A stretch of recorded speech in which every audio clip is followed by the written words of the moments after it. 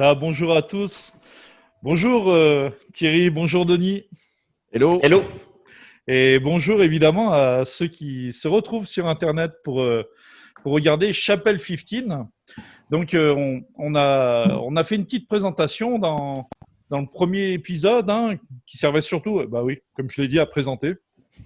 Mais particulièrement, on disait on veut faire de la théologie pratique. Alors, on peut être sur des textes bibliques ou sur des sujets. En tout cas, ça va être de la théologie décontracte, par l'échange, par le débat, par la polémique, par la contradiction, par les avis divergents. Alors, j'espère que de temps en temps, ça convergera quand même, mais si ça diverge, eh ben, tant pis. Et Diverge, ouais.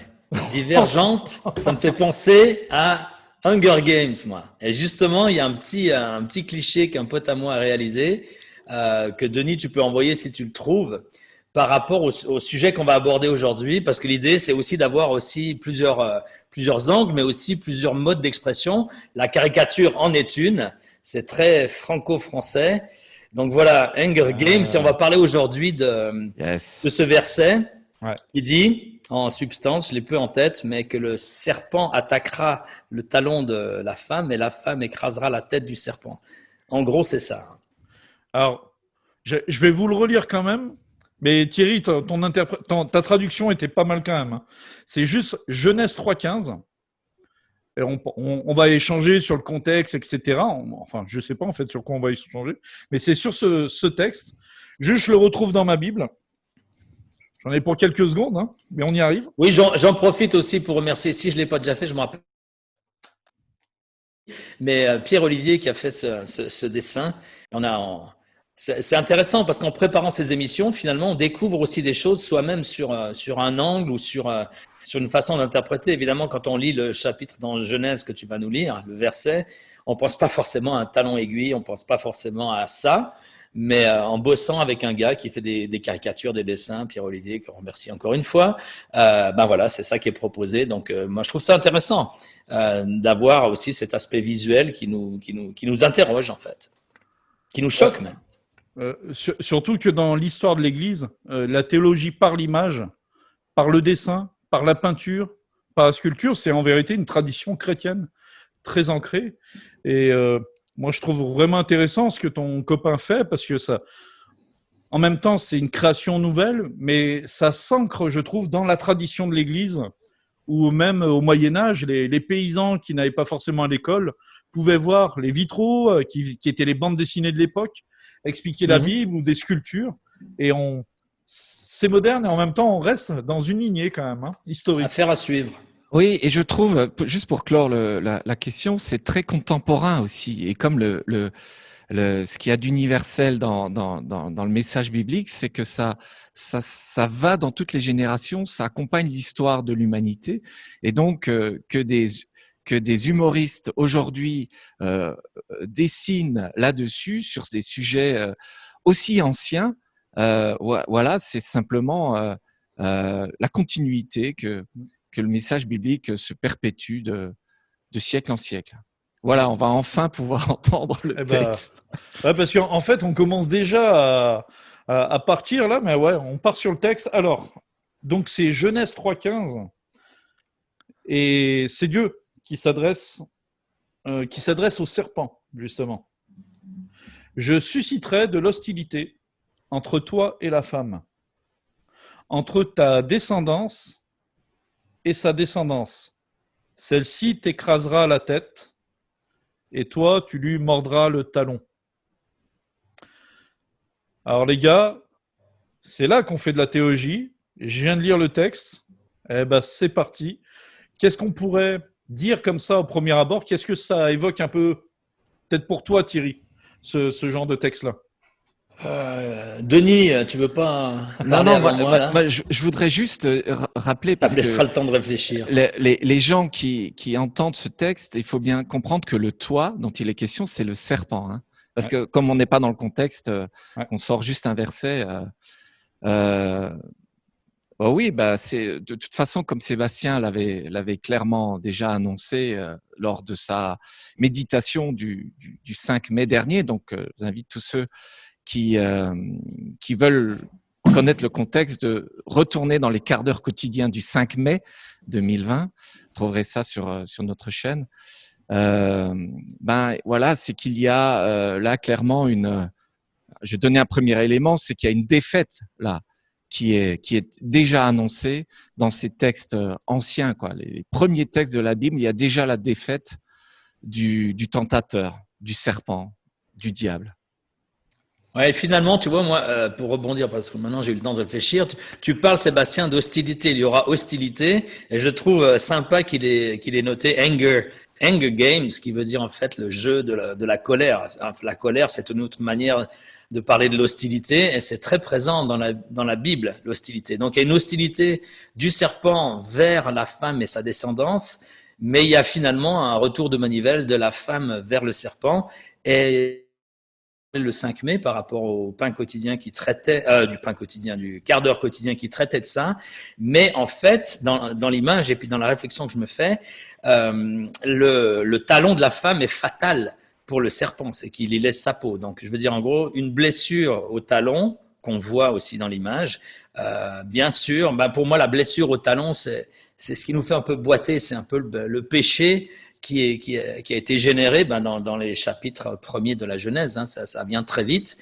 Et en même temps, il y a une rédemption sur le fait que celui qui nous a mordu, le serpent, se fait lui-même attaquer, sauf que l'attaque se passe pas au niveau de ses pattes, puisqu'il en a plus, il se passe au niveau de sa tête. Et quand tu perds la tête, comme son nom l'indique, tu perds la vie, en fait. Et je peux pas m'empêcher de mettre le prochain dessin de Pierre Lot. Vous pouvez regarder ça. Salut Robert. Ah oui, d'accord. Voilà, une petite touche d'humour avant de laisser la parole à Sébastien qui voulait parler. Mais en tout cas, c'est vraiment excellent. Hein. Là, je vois ça. Excellent. Merci beaucoup. Hein. Comment s'appelle? Si tu nous vois, Pierre-Olivier. Pierre-Olivier. Ouais. Merci beaucoup. En tout cas, vraiment, c'est super. Mais parce que là, on est entré dans le vif du sujet avec le verset. On parle de la femme et du serpent. Peut-être il me semble qu'il serait bon, en tout cas pour des gens qui nous rejoignent, de vraiment situer ce que ça veut dire après. Parce qu'au moment où Dieu parle, quand on regarde vraiment le texte de la Genèse, la femme à qui il parle, c'est Ève. Et le toit, comme Denis disait, c'était le serpent qui a tenté Ève. Donc, le serpent, c'est qui exactement? Tu nous poses la question ou tu te poses la question? Non, mais c'est une fausse question. Hein. Je suis sûr d'avoir les bonnes réponses, mais quand même, j'ai envie de tester le truc. Quoique, parfois on s'imagine quelque chose, tu vois, moi ça m'est arrivé des passages bibliques que je pensais clairs comme de l'eau de roche, et tout d'un coup tu tombes sur un autre, parce que tu vois, ça m'a fait penser aussi à ça, le serpent, on retrouve le serpent et les serpents dans le désert, quand des serpents sont envoyés par Dieu lui-même pour mordre quoi? Le talon du peuple d'Israël qui a murmuré contre Moïse. Donc voilà, et c'est là que Moïse doit faire une image, enfin, oui, c'est ça, un serpent d'airain qu'il met au bout d'une perche et qu'il brandit dans le désert pour que les gens qui fixent les yeux sur ce serpent d'airain aient la vie sauve, c'est-à-dire qu'ils soient épargnés du fléau. Hein. On pourrait parler ça par rapport au coronavirus, qui est encore d'actualité. Donc, il y a un fléau qui se passe et il y a une cure qui est le fait de fixer les yeux sur ce serpent. Donc là, il a une notion plus, entre guillemets, pas positive. C'est une préfiguration de Christ, en fait, qui prend le péché sur lui, à mon avis. Quoi. Non, mais j'ai pensé à ce verset pendant que on est. Donc il y a plein de rebonds. Donc, tu vois, le serpent, on s'imagine qu'on sait plein de choses sur le serpent. C'est le diable, c'est Satan, c'est l'occasion de chute de l'homme. Et puis en fait, c'est plein de choses qui vont dans le même sens, mais qui donnent un relief à travers la parole aussi. Et si on s'interroge sur le serpent, on peut aussi s'interroger sur la femme par rapport à la suite. On retrouve aussi dans l'Apocalypse une femme qui porte un bébé qui doit fuir, etc., mais qui va être aussi remporter une forme de victoire. Donc il y a ces textes primitifs qui commencent la Bible, il y a les textes qu'il qui termine la Bible avec les textes de l'Apocalypse, qui racontent aussi une histoire un peu identique. Donc ça forme un tout, une continuité. Ouais, c'est vrai. Hein. Je suis assez d'accord. Ce qui m'interroge aussi, c'est qu'il est parlé de la descendance comme une lutte qui va se poursuivre plus loin. Et effectivement, comme Denis disait, toi aussi Thierry, je pense que tu disais un truc comme ça, je sais plus, je perds vite la mémoire, mais une lutte qui se poursuit et qui à un moment donné trouve un aboutissement. Mais moi, il y a un truc qui m'a interrogé dans le texte quand même, et surtout dans la tradition biblique, lorsqu'on parle de descendance, on parle surtout de la descendance de l'homme habituellement. On se définit par rapport au père, donc on est dans un cadre de patriarcat, où c'est le père qui définit la famille et l'identité de la famille. Et là, sur ce texte, à la limite, on aurait pu trouver logique que Dieu dise votre descendance à vous deux, Adam et Ève, vous voyez, il aurait pu dire ça, mais il a parlé expressément de la descendance de la femme. Ça vraiment, c'est un truc, il y a quelques années, qui m'a vraiment surpris. Alors, je voulais savoir un peu qu'est-ce que vous tiriez de ça, vous ? Les femmes donnent la vie aussi. Ouais. Les hommes contribuent d'une très petite, d'une infime partie dans ce projet finalement. Et il y a vraiment une importance toute particulière de la femme finalement dans le fonctionnement de la vie, quoi. Moi, ça me surprend aussi par rapport à ce qu'on a l'habitude de voir dans la Bible, c'est qu'il y a une transmission qui se fait plutôt de génération en génération. La descendance, c'est plutôt par l'homme. Je pense à cette citation dans le Nouveau Testament où je crois que c'est Zachée qui dit fils de David. Il y a les origines du Christ sont plutôt dans la généalogie masculine, même si on voit des femmes ici et là qui interviennent. Mais le peuple juif, en l'occurrence, attend le retour du Messie par rapport à une descendance qui n'est pas entre guillemets par rapport à la femme. On le sait de manière un peu intuitive, on a une espèce de culture générale là-dessus, donc je vais pas même pencher, j'y connais pas grand-chose, mais on a plutôt le sentiment justement dans la Bible que c'est plutôt une transmission par les hommes fils de David. Donc on attend, pour certains attendent encore le ou son retour par rapport à une généalogie masculine. Donc là, c'est un passage qui interpelle sur ce que disait Denis aussi, sur le côté, c'est la femme qui donne la vie. Mais c'est particulier. Il y a Marie aussi, évidemment. On peut penser à Marie. Moi, je te dis franchement, ce passage-là, et notamment quand on parle de la descendance de la femme, parce que moi, ce qui me tracasse un peu, il est parlé de la descendance de la femme, et pas de leur descendance à eux. Comme si à un moment donné, dans cette lutte, qui peut être symbolique, mais une lutte donc qui continue entre le serpent et la femme, à un moment donné, la descendance de la femme. Et dans la Bible, je vois qu'un seul endroit où il y a à un moment donné une descendance qui soit que de la femme et pas d'un homme. Et c'est la descendance de Marie. Et moi, la question, c'est est-ce que là, on n'est pas quand même dans le tout premier texte annonciateur de la rédemption et de la venue de Jésus-Christ. Même si on peut s'interroger quand même, est-ce qu'Adam et Ève, eux, étaient en mesure de comprendre ça, quoi. Donc, et là, dans l'Ancien Testament,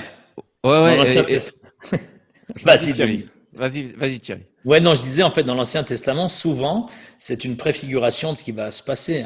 C'est-à-dire qu'il y a quelque chose dans les écrits, le peuple comme Adam et Ève au début, mais après ça se perpétue dans le peuple juif, ils vivent des choses dont ils n'ont pas forcément la conscience. Et c'est que par la révélation, à un moment donné, qu'on arrive à comprendre, à avoir une lecture de l'Ancien Testament. Donc, par rapport à la Genèse, qui est le tout début, à plus forte raison. Je ne pense pas qu'Adam et Ève comprenaient la signification de cette parole, qui pourtant leur était adressée à eux. C'est Dieu qui parle. Il parle aux auditeurs actifs. Ça se passe à trois un petit peu dans ce jardin d'Éden.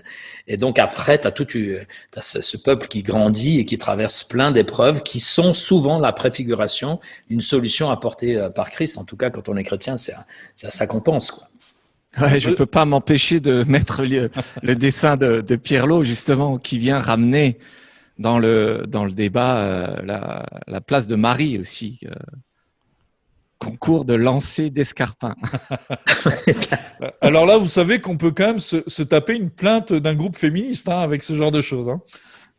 Ouais, encore que là, c'est plutôt une victoire féminine. Donc, on Oui, pourrait oui, toujours alléguer le fait que finalement, on va dans le sens du mouvement, quoi. mais d'ailleurs, c'est vrai ce que tu dis. On, on peut même avoir ce regard bienveillant de la Bible pour notre époque, parce que une femme est particulièrement impliquée. Si on reprend ce verset de Genèse 3,15, c'est pas Adam qui est mis à l'honneur dans la victoire là. Dans la victoire qui est annoncée plus tard, c'est vraiment Ève. Bah, au même titre que finalement, c'est pas Joseph dans la naissance du Christ. Moi, je me Oui, rappelle quand j'ai découvert la Bible, je me disais quand même, Joseph, même si finalement il est averti en songe, il y a aussi un dialogue entre Dieu et lui, mais on a quand même le sentiment que ça se passe beaucoup par rapport à une révélation première chez Marie. Et tu vois, tu parlais du féminisme ou des féministes qui vont tomber sur le paletot, mais c'est intéressant parce que beaucoup de gens pensent que la Bible surtout les gens qui ne sont pas croyants, sont plutôt des écrits plutôt machistes, alors qu'en fait, on s'aperçoit dans le parcours du Christ que les femmes sont omniprésentes et que notamment dans ce passage-là, ça met, comme tu dis, un peu la femme à l'honneur, sans que ce soit au détriment de l'homme. Mais il y a quand même quelque chose qui n'est pas aussi radical que ce qu'on essaie de nous faire croire aujourd'hui, que la Bible c'est machiste, que la femme est absolument exclue. C'est pas vrai, c'est pas la vérité. C'est très très présent. Et je dirais même c'est par rapport à la fin des temps, tu parlais de l'Apocalypse, Denis, etc. Il y a quelque chose de la femme qui est important. Et l'épouse du Christ, c'est une notion féminine, hein, l'Église. il y a. Alors, juste aussi, en t'écoutant, Thierry, la place de la femme dans la victoire. Parce que ce texte, donc, de Genèse 3,15 annonce déjà, en tout cas, je le pense, la venue de Christ, naissance miraculeuse de vierge, d'une vierge, de la Vierge Marie. Joseph, alors je ne veux pas faire un mauvais humour, mais finalement, celui qui fut le père humain, c'était un charpentier qui avait peut-être du retard dans ses devis, hein, comme les gens du bâtiment. C'était peut-être quelqu'un comme ça, un super type, mais c'est Marie vraiment qui est mis à l'honneur plus tard, et Ève. Ève qui vient de pécher avec Adam est déjà mis à l'honneur, et il y a déjà une promesse de rédemption qui lui est adressée dès le début. Elle va subir, hein, on voit les conséquences du péché, mais il y a déjà cette rédemption. Et là, il y a Denis qui nous met un super dessin encore. Ah, c'est toujours Pierre O, pardon, Pierre Lot, tu peux l'appeler comme ça. qu'on veut vraiment remercier Pierre-Olivier. pour Pierre-Olivier. Ouais. Merci pour ces dessins. J'ai quand même l'impression que c'était des chaussures Louboutin en peau de serpent. Hein. On voyait les dents là. Oui, c'est ça qui s'est fait écraser là. Non, mais c'est bien, tu vois, parce qu'en plus, le fait que tu aies mis des croquis, en fait, c'est que les croquis ont fait partie aussi d'une discussion avec Pierre-Olivier sur voilà comment illustrer ce passage, quoi. Alors après, c'est exactement ce qu'on disait dans l'introduction de ces chapelles 15, c'est que on n'arrive pas avec des réponses. Donc finalement, ces dessins ne sont pas la synthèse d'une réalité ou d'une vérité théologique. Il faut le voir aussi comme une exploration, quoi. Et on a exploré avec 4 dessins. Tu as choisi de les mettre les 4. En fait, lui, il avait surtout bossé sur le dernier. Tu as bien fait de le mettre. Mais les premiers sont aussi une manière de comment on peut, par le dessin, illustrer quelque chose comme ce verset qui reste, c'est des poupées russes. Hein. Tu ouvres une boîte, t'en as une dedans. C'est profond, comme beaucoup de passages de la Bible, d'ailleurs. Voilà, bah écoutez, on arrive au bout et Alors, Denis, quand même, ouais, juste ouais. un truc. Je pense qu'il faut quand même juste peut-être un mot sur les blessures. Parce qu'il y a 2 blessures qui sont mentionnées. Il y a la blessure au talon et il y a le fait d'écraser la tête. Moi, juste peut-être avant qu'on conclue, je me disais, et parce qu'il y a Thierry qui a donné au départ sur la blessure au talon, qui est une blessure finalement qui nous handicape, mais qui n'est pas mortelle. C'est une blessure bénigne, mais qui nous handicape dans notre marche. Et si on part de l'idée que c'est quand même que ce passage est un passage de la rédemption et qu'il s'agit de Christ, on peut peut-être se dire que Christ, il a souffert terriblement, il est mort à la croix, mais cette blessure ne fut pas fatale parce qu'il est ressuscité. Par contre, moi j'aurais juste aimé qu'on dise quelque chose, les gars, sur le fait d'écraser la tête du serpent. Ça, on n'a encore rien dit là-dessus. Tu l'as dit, en fait. La tête qui est écrasée, c'est une victoire, quoi. C'est d'ailleurs ce que tu avais partagé aussi, je me rappelle maintenant, sur le quart d'heure quotidien du 5 mai, tu avais parlé d'un signe de victoire au niveau de l'imagerie, justement, puisque c'est la seule chose qui nous reste de rois qui, dans des combats épiques, lorsqu'ils avaient vaincu, mettaient le pied sur la tête de leur adversaire qu'ils avaient vaincu. Oui. Donc, il y a aussi ce symbole-là de victoire. Donc, voilà. Moi, je recite ce que tu as dit, j'ai rien d'autre à dire. Rien à ajouter, rien à ajouter. Je précise que 95 des choses que je dis, c'est d'autres qui l'ont dit avant aussi. Mais c'est vrai que le fait d'écraser la tête, la tête, il me semble que bibliquement, on retrouve souvent ça comme un symbole de l'autorité. Et écraser Jésus est la tête. Oui, la tête de l'Église, c'est vrai. Ah ouais. Mais la tête qui est écrasée, et là, dans l'image, donc la descendance de la femme qui écrase la tête du serpent, c'est-à-dire qu'on se retrouve des centaines d'années plus tard, Jésus, qui remporte une victoire décisive et qui fait perdre toute autorité au diable et aux démons sur les hommes. Tous ceux qui se tournent vers Christ participent à cette victoire et à cette perte d'autorité du diable. Mais encore faut-il se tourner vers Christ pour le vivre dans sa vie, quoi. Ce sera le mot de la fin. On pourrait continuer des heures. Hein. C'est parti.